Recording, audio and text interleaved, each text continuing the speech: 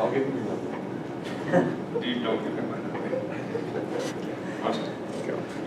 Casey Livingston is a guy that you can talk for hours about of the stress of classes. If you're not talking to him, you can watch him live his life full of joy. They say never judge a book by its cover, but I judge Casey off of his liking of Spider-Man. I'm just kidding. I believe Casey has more depth to him than a liking for some silly comic books. Casey is loving, passionate, and overall a loving guy. Casey Livingston, everybody.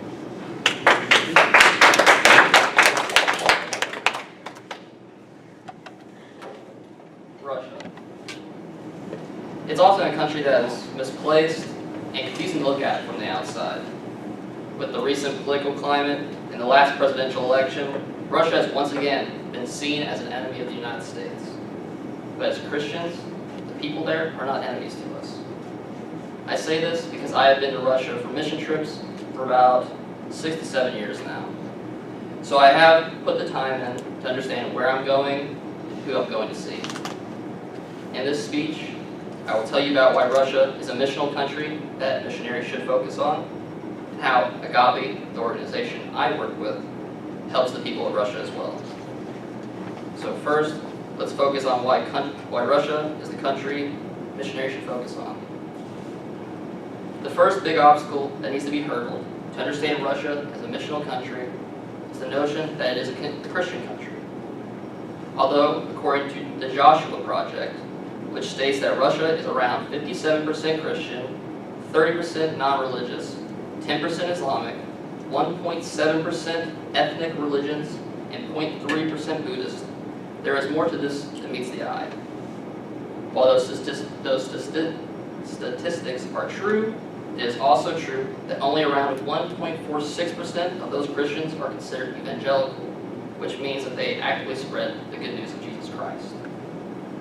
Not to also mention that Russia has around 180 people groups, one of the biggest countries for how many people groups there are, with 117 of those people groups being considered unreached. And when I say unreached, I mean a group of people that have less than 2% evangelical Christians in them and have less than 10% of their people being self-proclaimed Christians as well, according to travelteam.org. With 117 out of 180 people groups being unreached, that is 65% of all people groups in Russia not having a constant exposure to Christ. And if you look at the statistic in a more individual basis, there is close to 142,657,000 people in Russia as a whole, with 15,473,000 of those people in the unreached category. That is 10.8% of the entirety of the Russian population not even being exposed to Christ from others. So while yes, Russia is a Christian country because it has a majority population that are professed Christians, there are also still people in the country that have never even heard the name of Jesus or are very rarely exposed to believers of Jesus. But don't let this fool you, as plenty of the Christians in that 57% also do need to hear the name of Jesus as well. Once again, according to the Joshua Project, a little over 94% of the Christians in Russia are considered Russian Orthodox. This makes sense if you know a bit about Russian history and politics. Russia founded its own denomination of Russian Orthodox in 988 AD by the leader Vladimir the Great in Kievan Rus, which would later become Russia. Only during this time, the time of the Cold War, when Russia was the USSR, did the Orthodox leaders, such as deacons and bishops, not have any form of authority politically in Russia. For a long time, they were also one of the groups who put the next czar, or king, of Russia into power.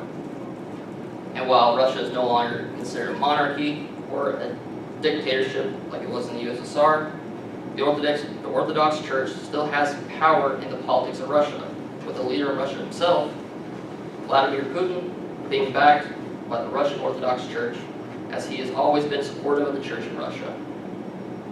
This is not inherently bad until you understand that the history often repeats itself in unique ways.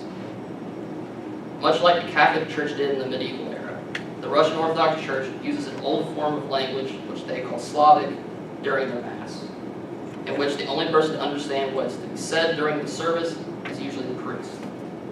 I have personal experience talking to people who are proclaimed Orthodox, and there's a few common similarities when it comes to their lives as Russian Orthodox Christians. The first is they do not regularly go to church. Most only go during Eastern holidays, as we have some people like that here in America as well. The second is that they believe that they are saved through baptism and not through a relationship with Jesus Christ. And while I would agree that baptism is something good and something a lot of Christians should do with their lives, they believe that baptism is the only thing that can save you. It does not have any real commitment to Jesus Christ or having faith in Him or a relationship. Not to mention, they are often baptized as infants, and it's usually if you're baptized once, you're good. So if you're baptized as an infant, that's it. That's all you need to do. And lastly, a good portion of them know very little, if nothing at all, about Jesus.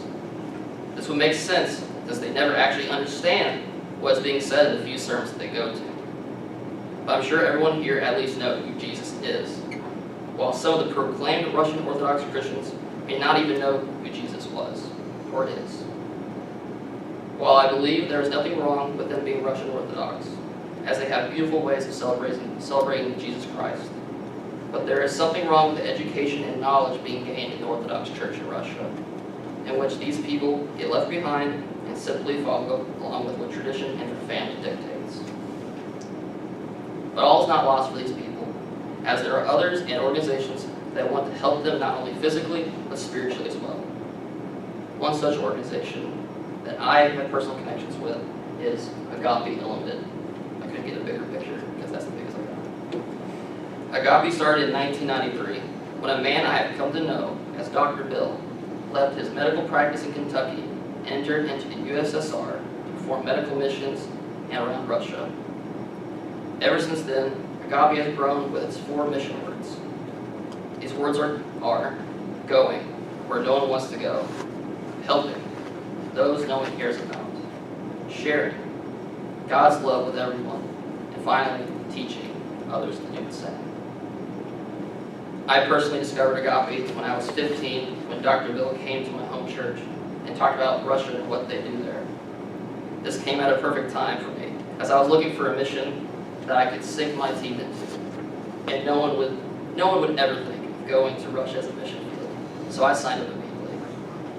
While Agape goes under the disguise of medical missions so that the Russian government doesn't kick them out, they also spread the love and good news of Jesus Christ while helping those who are medically in need and have been left behind by their government and their families.